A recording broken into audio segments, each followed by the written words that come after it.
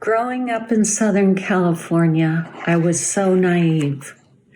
I always loved the way music made me feel. So why wouldn't I love those entertainers who sang the great songs?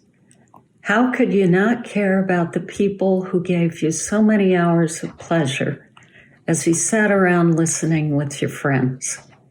And listening to my parents' radio, playing the music they loved, like Ella Fitzgerald, Louis Armstrong, and Sarah Vaughan. But then there was the rioting in the Watts neighborhood, and that's when I started to learn about race issues. But from a less enlightened slant.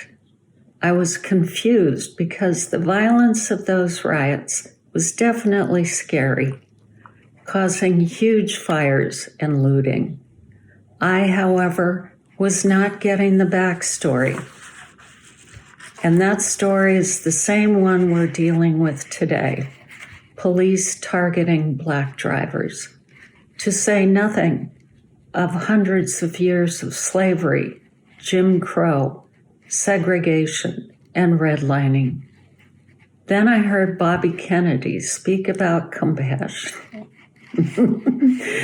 He was talking about the unfairness I had been seeing all these years.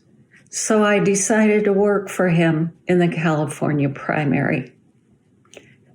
Despite the tragic end of his life, that talk, his campaign, and his book changed the trajectory of my life. Working for Kennedy was quite an adventure. I was paired up with another woman my age, both of us babes in the woods. We were assigned to the Hunters Point area, the poorest part of San Francisco, and armed with more enthusiasm than brains, wearing straw hats and Kennedy banners, we walked through those dilapidated buildings, handing out pins and bumper stickers, and were welcomed like royalty. Seeing all that love and hope engendered by this man, Kennedy, lit a flame inside me and an idealism I hadn't experienced before. It was earth-shattering for me. Rolling Stone magazine was born then, just in time to ride the wave of politics in music, and I read every edition cover to cover. That's where I read about Billie Holiday's haunting interpretation of the lyrics from a song called Strange Fruit, and inspired by a photo of a lynching.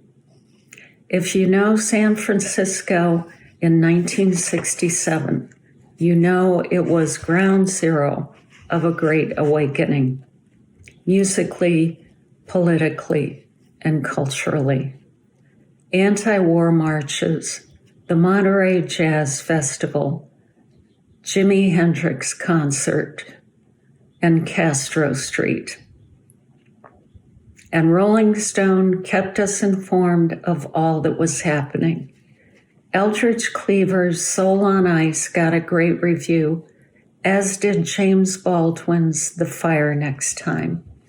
I read those memoirs totally engrossed, as those men spoke so intensely and graphically from their hearts about the pain and injustice they had experienced. These books were written with the hope and conviction that their words would be read and would matter. I loved these books and those who wrote them the same way I loved the music I had grown up with and danced to. From my early years, acts of heroism have always inspired me. Resistance fighters, World War II England defending their island home to the death. The Japanese-American soldiers of the Go for Broke Squadron fighting for us in Europe. And the civil rights foot soldiers, black and white, fighting against unrelenting, inconceivable violence with the power and conviction of love. This last one still takes daily heroism. No wonder there's epidemic hypertension in the Black community. Blacks in America, knowing there are so many here who still want them gone, or at least disenfranchised, and believe them to be inferior, have demonstrated patience and forbearance of biblical proportion. I admire that courage and the daily practice it takes to live that way. Viktor Frankl told stories of great heroism and kindness from his years in the camps. It strikes me that there is a similar, though by no means comparable, dynamic at work today. Frankl talked about the space between the stimulus and the response, and how in that space lies our growth and our freedom. The heartbreak or the rage can overcome me. I want to sit and cry, or allow myself to be filled with hate and self-righteousness over the daily cruelties. When the pain seems unbearable, I think of Viktor Frankl and Martin Luther King and their heroism, fighting against this daily violence, armed only with their own forbearance and the conviction that in the end, our response must be radical love and kindness.